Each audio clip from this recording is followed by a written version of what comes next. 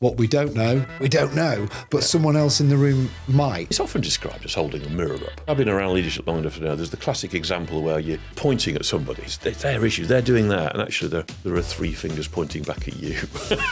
Actually, what I need to do, right, so if I do that, that will help. You have that blind spot for some of the things that you perhaps don't realise that you're doing. When you've got people there who are unbiased and trying to help you, you'll get that support and you'll get that help. Hello and welcome to this week's episode of Berko and Beyond. Today we're talking to Gordon Hall about all things peer groups, coaching and mastermind, and loads of other stuff too. Let's dive in.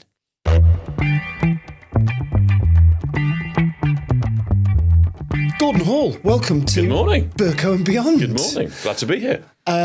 I guess we should start. There's got to be some sort of gag in here about how two blokes from the People's Republic of South Yorkshire end up on a Hertfordshire podcast. Oh, wow. Well, we are both from South Yorkshire, Ben, but there's a big difference. You're actually from Sheffield. Yes. And I'm from the wonderful town of Rotherham.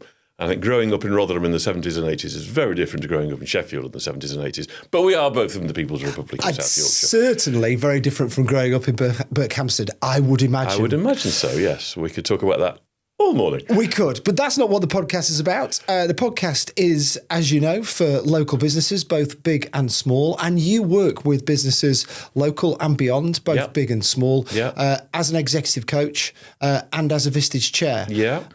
So you're big into peer groups. Do you want to tell us a little bit about those two roles? Yeah, well, look, I mean, I've had a big career in when I used to have a proper job. I used to work in retailing. I used to be a consultant in the world of negotiation. But a few years ago, I just felt I just really wanted to help people. I got to that stage of my career where I really wanted to help people.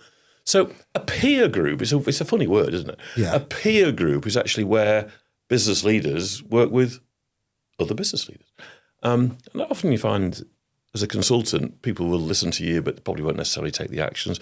If somebody says to you as a business leader, who is another business leader, and gives you thoughts, actually, I really respect that because they're having the same issues I'm having. So when you get 12, 14, 16 peers in a room, the ideas flow. And so suddenly you've got all of those people around you that will challenge you, support you, and as a result, you make better decisions. So you grow your business, ultimately, and you grow yourself, and that's really important for me. This is not all about just helping people grow their businesses. They do, but it's also about them just living a better life. So I've had so much fun with it, and I see so many people have better lives as a result. So yeah, I have a real passion for it. So talk to us about where you started in your business life in that retail. Gosh, so I did a degree all those years ago. Which was completely useless, but I got the University of Life experience. I went into the paint industry all those years ago, selling paint, back to redundant miners in South Yorkshire in 1981. So 1985 it was actually. Yeah. And so, I got into the commercial world, and that took me into the paint industry, the DIY industry. I then went into Wicks, I then went into Juicens, and buying and selling DIY products, which got me a passion for doing houses up and moving on. So I've forgotten about that part of my life, but thanks for reminding me. Well, that's all right. We talk about it. You and I have talked about it before because we first met when you were in your. It's going to sound weird, this, but we're saying it in your negotiation stage. Yes. So I guess that's partly your connection here to Berkhamsted, isn't it? Is that you used to work for the Gap Partnership? Based in Berkhamsted. Yeah. Look, I mean, negotiation is a life skill. So is it my negotiation stage? I've always been in a negotiation stage. I still am. Life is a negotiation. That was when we first met, probably 20 years ago. Yeah, you were in front of one of my cameras. We were doing an interview of various bits and bobs. And then we kept in contact ever since. And full disclosure, not that it needs disclosing, I'm in your Vistage peer group, so I know firsthand from it. For people out there who, you've briefly touched on what a peer group is, why would you recommend a peer group to people? Well, I think it's got to be right for the right person. So I select the right people into a peer group. Which I have to say, having been part of it, that is a real skill. Yeah. And that is... I often describe it as pulling together a large dinner party. And you've got to have the right people in the room, not necessarily to agree with each other. In fact, having different opinions is really powerful as a peer group. So they're different businesses. They have different backgrounds. The more diverse they can be, the better. So it's really important, and it's a skill, yes, to get the right people in the room. But so I'd only invite people in who are keen to learn. That's really important. People who they look in the mirror as the leader of their business and think, actually, maybe I'm the bottleneck. Maybe I'm the one who needs. Sort of, it's very easy to blame others, blame circumstance, but actually, the most important person in any organisation is the leader. So investing in the leader to be the best they can be, the most important thing. So someone who's very keen to learn is the most important factor of selecting the right people into a peer group. We also have external speakers coming in. So we get real great external insights into a subject matter, which is matter in leadership. It could be presentation skills. It could be sales and marketing. It could be financial challenges. It could be all sorts of different things come up. So we get those external insights. And of course, as you know, between the meetings, I work with my members on a one-to-one as a coach. Ultimately hold them to account on the things that they've said they're going to do. Who else holds people to account as a leader? So that's a really important part of the mix. And it works. It's great. Actually, somebody said to me the other day, and I'll just use this one because it made me, that's an interesting analogy, because obviously we have Artemis 2 recently, going up to the moon. Yeah. And one of the guys on Artemis 2, he came back, he said, that was amazing because we've been to a place that no one's been before and we've learned loads of things. I thought, oh, that sounds like a peer group. But we also got a different perspective on our business, on the Earth. Yes. And I thought, yeah, when you're up in the moon, you're looking down on the Earth, you get a really different perspective. So I thought that's quite an interesting correlation with the peer group, really. I thought that was quite fun. I think, being part of a peer group myself, that is that one, and we often talk about it, it's that one day of the month or one day of the quarter, whatever it is that you are encouraged to, and you definitely get the best out of if you turn phones off. I'm literally out the office, I'm not there, you're present, you're in the room, and you zoom out. We've talked on this podcast before about thinking time. Should probably talk about peer time. Peer is a funny word, isn't it? It's a group. It's another word you might want to use could be mastermind group. Yep. But yeah, it's a group of like-minded fellow business leaders. Look, I mean, we're all busy. Yes. Time is always our biggest challenge. I think that's the biggest decision we make every day when we wake up is what am I going to do with my day today? And that's our choice. So when I'm talking to people, I haven't got time for that. Well, actually, the reality is it's an important thing to do, to have that reflection, to go away and have a look, and suddenly you get loads of new ideas which you wouldn't have done dealing with the day-to-day of your business. So everybody I've worked with over the last few years, I'm so glad I joined. That time away gives me such reflection, gives me such a different lens, a different angle that I wouldn't have made the decisions that I make. I'm so glad I jumped into the pool. And it's often the case that they hold back because I haven't got the time. Biggest reason people wouldn't join a peer group. I wonder if we can give an example without breaking confidentiality. Confidentiality is a big part of this because obviously what we talk about in the room. Well, and that is a really important thing to say is having been and having been part of groups, masterminds, peer groups before, is that you have to give yourself to the group, and you vulnerability is a big part of it. That was exactly the word I was going to use, and being vulnerable. And I just think when we talk about peer groups and masterminds and this, that is a massive point of it. So to give an example, I'm just thinking we can use one of mine or someone that we can that's not kind of known about, of the sort of this is good. This might put people off even more. The issues that are processed, Gordon, during those meetings. But essentially, issue processing is you come to a meeting, everyone signs in at the beginning of the meeting, and at the end of that sign-in, there are clearly people on that board that have got something that they need help with right now. Sometimes it's half the group. Yeah. Often they're very similar. But just talk to us a little bit about the kind of things that are solved. There's lots of issues. I mean, if we could really sort of hone them, often people. Yes. People issues, personal issues, commercial issues, sales and marketing issues, cash flow issues. They would probably be the big sort of 4 areas that we would talk about. But I think one of the things that is very interesting in a peer group environment, and as a chair, I work that through. Somebody comes to us with an issue. It might be, for example, how do I get the best out of my marketing budget? And actually, when we talk that through, that ends up not being the issue at all. It might well be, how do they develop their marketing manager to a different skill set? Or how do they put more time to or how do they change their marketing mix or something?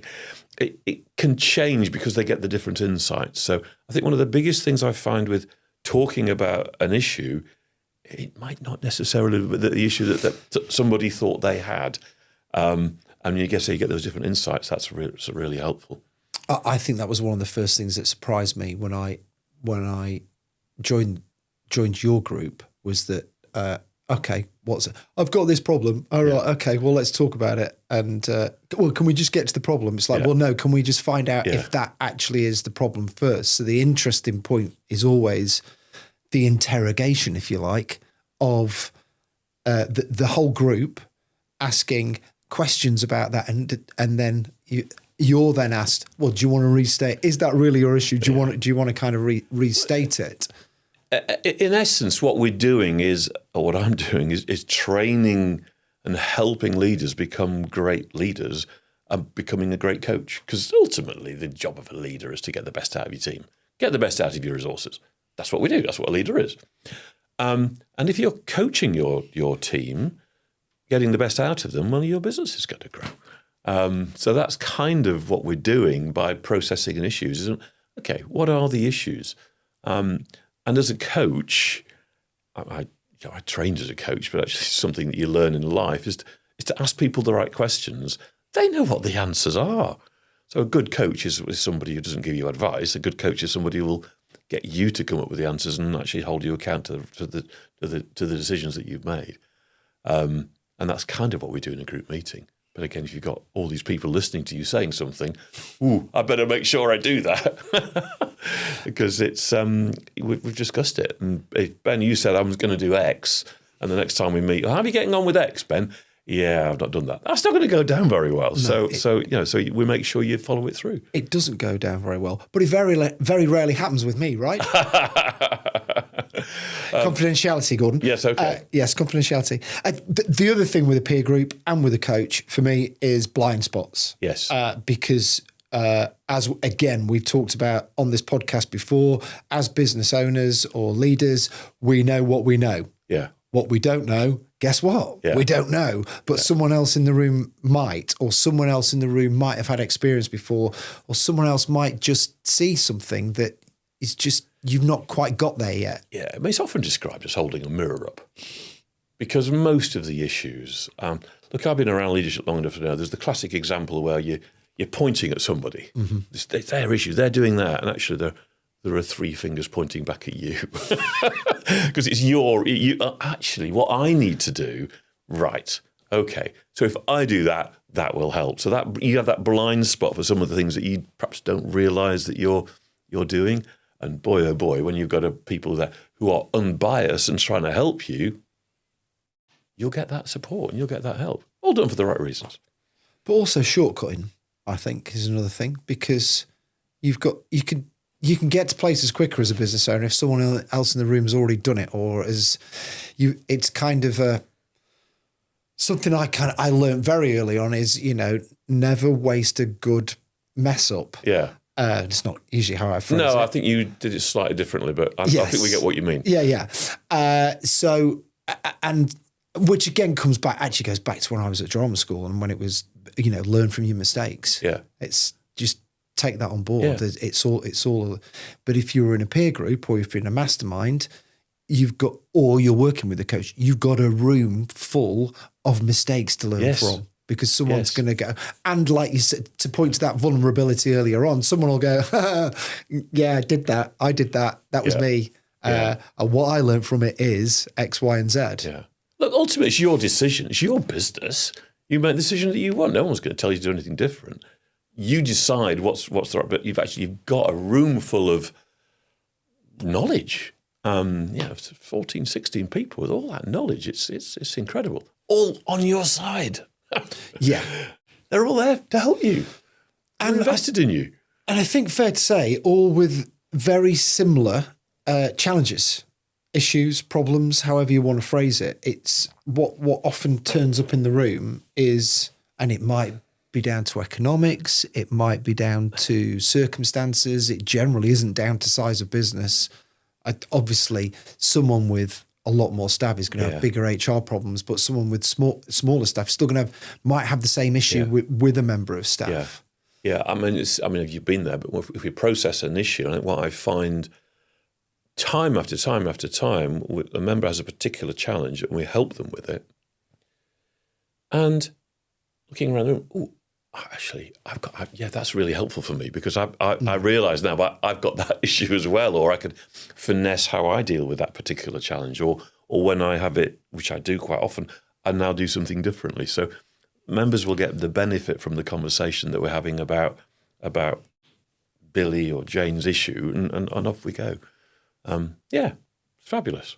So I get very excited about it because it works, and I've seen the changes that it makes.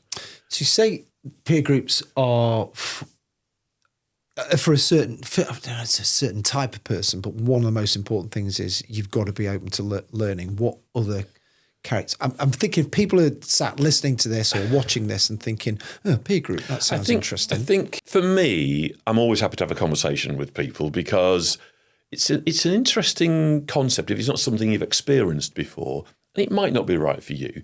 But as I said, it's often been prepared to have a go at something. Yeah. It's a bit like going to the gym. Because you are going to I don't know how to do that, but actually, you know it's going to do you good. You know you're going to feel better. You know you're going to be developed. So why wouldn't you at least put your toe in the water and have a go with something? It's not a life subscription. You go in and you have a go.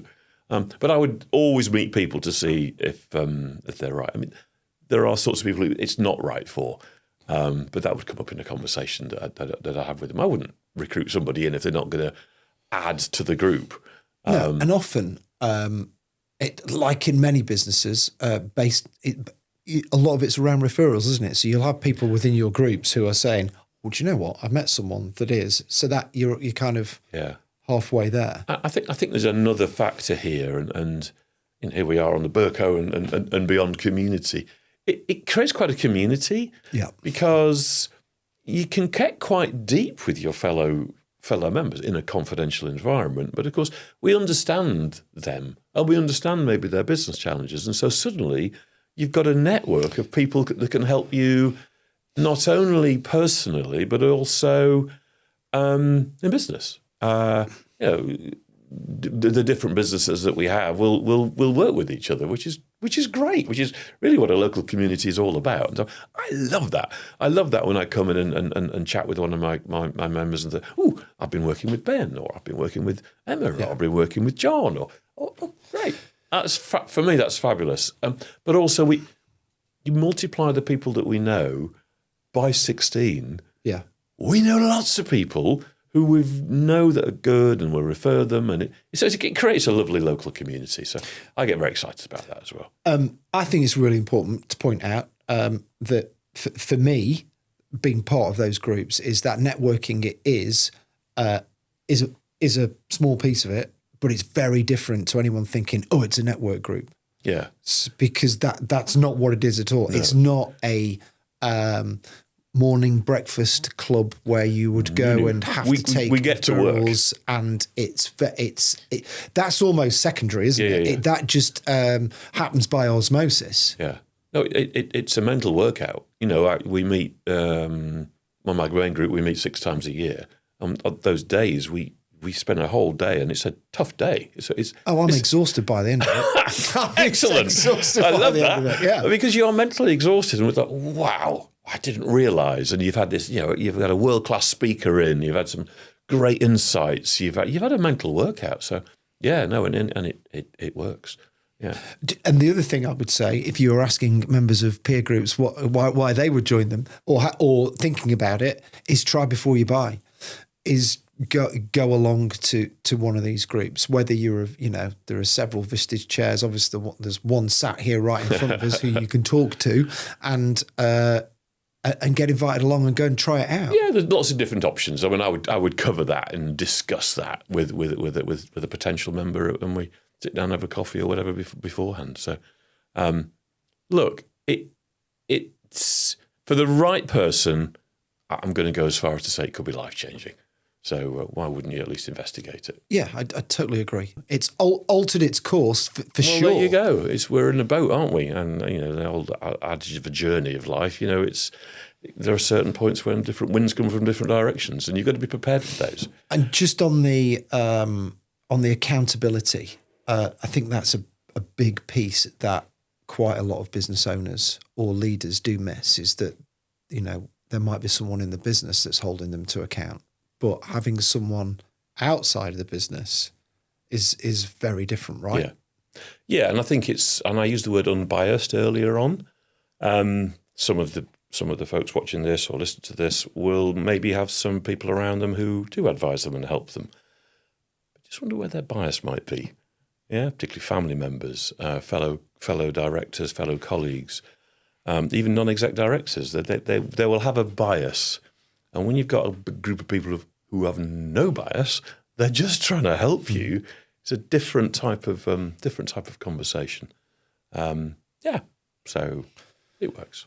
Can we touch a little bit on your credentials as a coach? Obviously, you've got... most important, Ben, is that we have fun. Yes, exactly. we do, and that should be pointed out. We have lots of fun, which you've got to have the light and the dark in there. Yeah. Yeah. What's the line you and I often use? Yeah, if you when you're having fun, you get more done. Fabulous. Which I believe is an award I've won in the group for me it's true. We do. I think it's really important, not only in a learning environment, but also in work. If folks want to come in, they're having fun, they've got friends at work, all that sort of stuff makes people much more engaged in an environment. And there are so many stats on that. You've got to make it an engaging and fun place to be. And so I try and do that within the peer group. Sorry, I interrupted you. No, that's all right. You avoided the question of your credentials as a coach, but it was more the kind of how did you get into being a coach? You talked at the start of, I've gone through several bits of business, and I know part of it for you is wanting to give back. I think it's part of it's wanting to give, but the other is I've learned through my leadership career that if you get the best out of those around you, you can do less and focus on the things that are really important as a leader. You should only be doing the stuff that nobody else can do. That you don't get involved in you should only be doing the stuff that nobody else can do. So the more you can delegate, the better you can do. And of course, as a coach, I just find that fascinating, actually helping others be the best that they can be. And I've always said that as a leader, when I had a team and the folks around me, I wanted just to help them. And actually, I came across the concept of executive coaching. I used to do a lot of sport, and there was lots of coaches around in the sporting world. But business coaching and personal coaching has become much more prevalent in recent times. I'll tell you a story. I don't know where this is going to go, but good. That's how we like it. I was talking to a leader, and I was told this story, and he asked me the question. So, what is coaching? I said, well, effectively, I ask you the questions to help you unlock you be the best that you can be. Most leaders in the world have coaches these days, but there is one leader that you've probably heard of that's never had a coach and talks about the fact that he's never had a coach. Who do you think that might be? And he smiled and said, it's not an American president by any chance, is it? Okay. He said, okay, I'm in. I might get shop for that. I don't know, but I doubt it. Okay, Not but in Burko. it's being open-minded to people holding a mirror up to you. Yes. And realizing that I can benefit, but also just having a sounding board, having someone to be with you. So how was it going back to school, as it were, for you to go through it? So you've got the leadership. You've been coaching people throughout your career, I guess. Yeah, Is exactly that. It's just a box ticked, is it, to go and do, or is it something you really enjoyed going? Well, look, I'm at the point of life where I don't. I'm getting to the point of an autumn in my life where a lot of my friends go, "What are you still working for, Gordon?" Because I love it. If I see somebody light up and take them to a different place, why wouldn't I carry on doing that? So I'm not working full time now, but it's just fabulous to help people develop, and I feel that's what a coach does.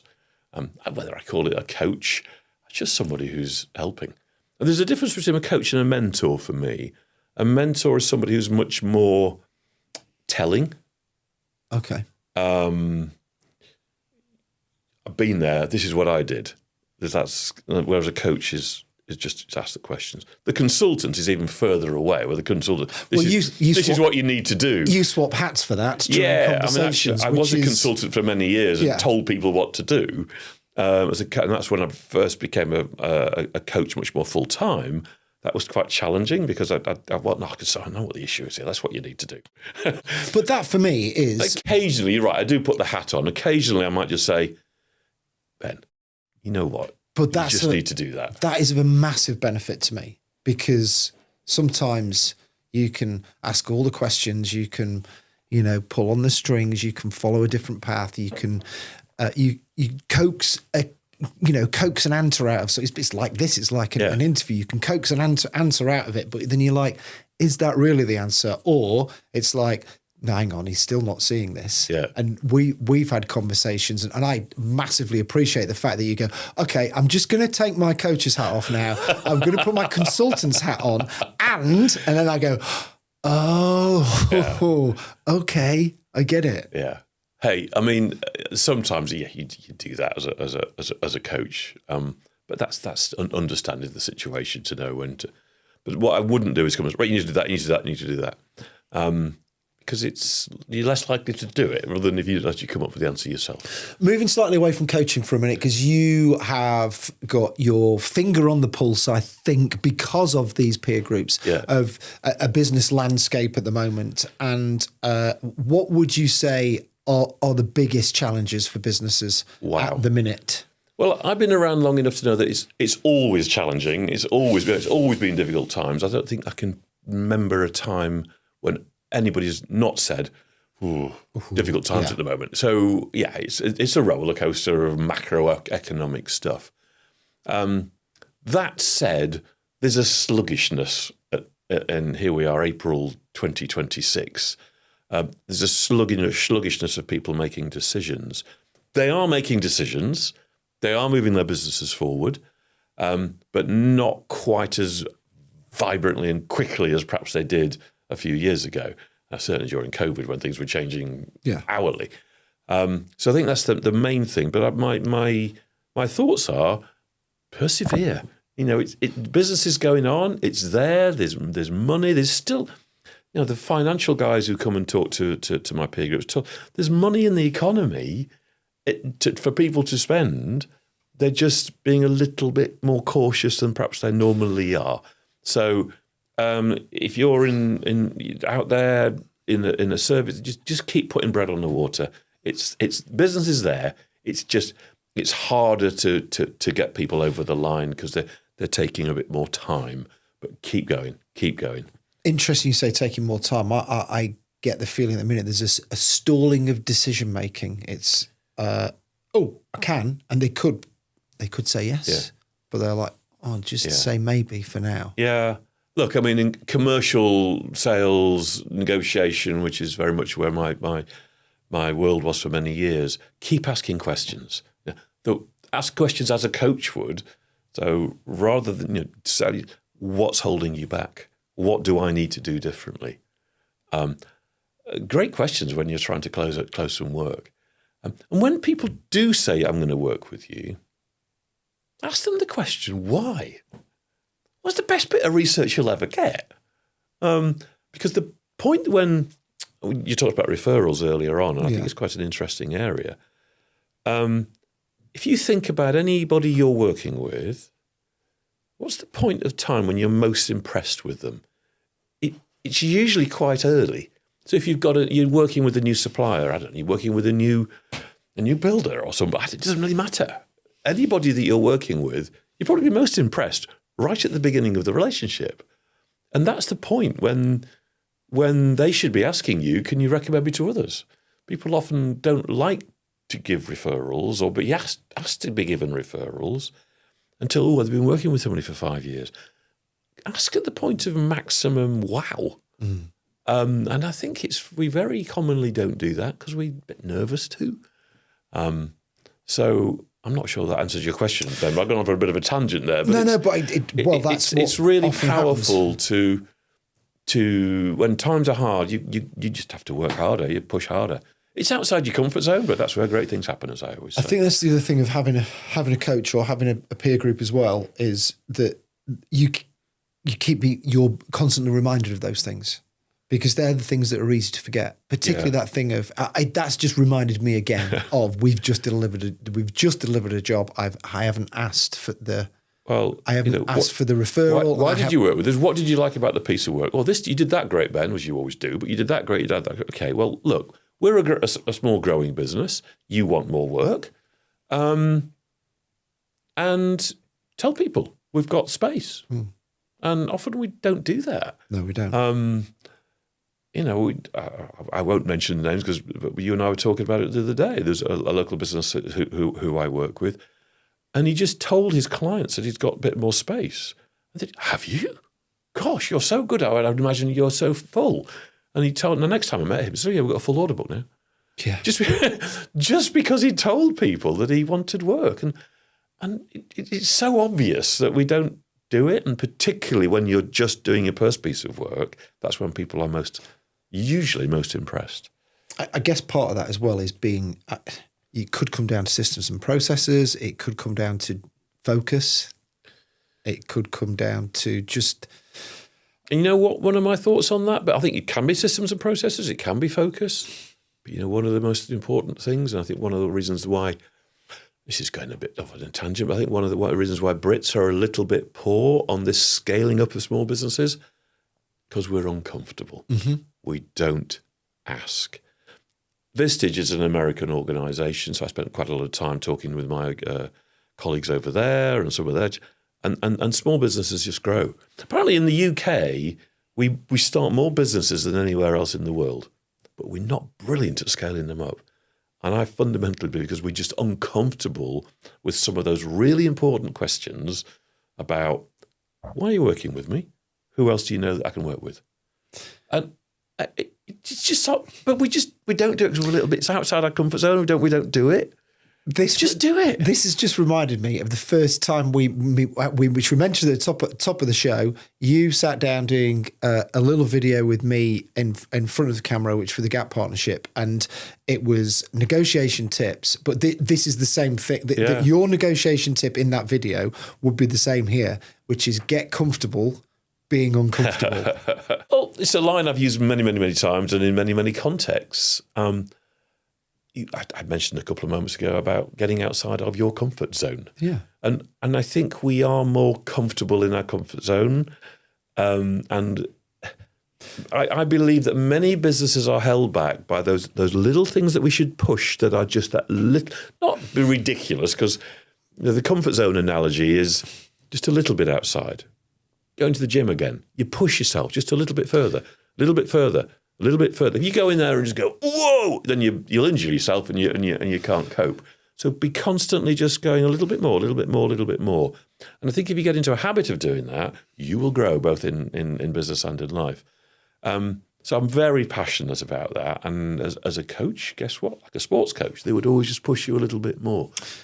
It's very easy to stay in our comfort zone. So I'm wondering if that should actually be part of a business owner or business leader's job description, being outside, a certain percentage of your time being outside your comfort zone. Get comfortable being uncomfortable. Well, what's going to happen if you don't? probably what you were describing has happened to those businesses that do that rather than do that. Yeah. Yeah. Yeah. What's going to happen if you don't go down the gym? Metaphorically. Yes. What's going to happen if you don't try something different? What's going to happen? Yeah, look, innovation is everywhere at the moment, and it's always been there. But more small, medium-sized businesses are now getting CIOs on their C-suite, the Chief Innovation Officer. Because it's so important that businesses are changing quickly. But that's uncomfortable for people. But try these things. You have to move out there. So whatever discomfort is for you, rather than that's uncomfortable, okay. And that's why that line, get comfortable being uncomfortable, is an important line. It's a line, but actually there's a lot in it. Yeah. Get comfortable being, because if you're not, you're going to stagnate. You're not going to push yourself, and it's really important. So it's not going to go away. The discomfort isn't going to go away. You just have to get comfortable with it. You know that when I go to the gym, well, that's going to hurt. But actually, I feel good about that. When I know when I come to a peer group meeting, that's going to push me. Mm-hmm. Great. I feel better. I've grown as a result. So all that, there's a lot in that, in that statement. It would be remiss of me not to dive into the negotiation a little bit, having a negotiation expert in front of me. So just to round us off on this podcast, delve a little bit into that life for me. And you're a negotiation consultant, but what are the kind of the mistakes you see happening the most often in negotiation? I think, I could talk for probably 10 hours without I think we may well do another podcast with you. Taking breath on that one. But it kind of comes from what we've just been talking about. And often if I was talking to somebody about the subject of negotiation, some people will go, tell me more. Some people will go, I don't like negotiating. So there's something about the word. If you just said to, let's put the question out there to those listening. What do you feel when somebody says negotiation to you? What words come into your head? And for many, it can be, it's not something, great, I get to go and negotiate with my number one customer today to put through a 10% price increase. But people don't generally jump out of bed and go and do it. Or likewise, I get to go and negotiate with my family about Christmas and the fact that they can't come. I have to make that up. It's uncomfortable. And so people will shy away from it. So I see that more and more, that people will shy away from stuff. And it's a build from what we were just talking about, that in essence, if we can decide what we're going to do, and then a bit like doing a podcast, a bit like being on stage, once you've decided what you're going to do, you just got to go on stage and do it, because you make proposals as a negotiator. You make things happen. So they would be my kind of top thoughts. Comes back to that line again: get comfortable being uncomfortable. Ain't going to go away. I'm just reminded of the Nigel who we had as a speaker at Nigel Tavener. Yes, the hostage negotiator. And that was one of the most fascinating mornings I had, was you as kind of the commercial negotiator and him as essentially Nigel talks about negotiating from nothing. Yes. In fact, actually, I'd love to get him on this podcast. And just that the difference in the two and the very different ways that there are to negotiate. Yeah, and the overlapping similarities. I mean, he's a very interesting chap. This is he's an ex-police hostage negotiator, and he talked about the importance of engagement and asking lots of questions and asking more questions. And actually, when you're done asking questions, ask a few more, because you just get so much information from the other party. And questions are rich in giving you information. So he's negotiating with a hostage or a bank robber or somebody who's about to jump off a bridge. Just asking, so what's brought us to this place? And people don't get asked those questions. So you get so much information from asking questions. Fascinating chap, really interesting. I've had some great speakers along over the years, and for me, I guess to kind of because I get such a joy from the speakers as well, because Yeah, you never stop learning. Again, it's like the different people in the group and the speakers in the group, all just a different perspective, a different way of looking at business, but also a different way of looking at life as well. I think probably the small piece we haven't touched on in the peer group is the personal growth as well. Yeah. What, yours? Well, mine and everyone else's in the group. Yeah. I've definitely grown as a person. I was watching Bob Mortimer and Paul Whitehouse had gone fish. It was an older episode that was on, and there's a brilliant little piece where they just sat, obviously as they do by the fishing bank, and this is paraphrasing, but it was basically like Bob just said, "Paul, do you ever think you'll grow up or you'll feel grown up?" And for me, that just summed the whole thing up for me. Yeah. It's like, I'm in. As I get on in life and being a parent and whatnot and going, I've come quite a long way. But I still don't think I've grown up. I'll just tell you a story of one of my members. I won't mention his name for confidentiality reasons, but we were walking around Chorleywood Common one afternoon on a one-to-one. I do quite a lot of my one-to-ones walking. And he said, "Gordon, since I've been working with you in the peer group, the business hasn't grown a bit." And I was thinking, oh dear. That's okay. He's going to be quite grumpy about that, and we'll have to talk about that. Just, but I have.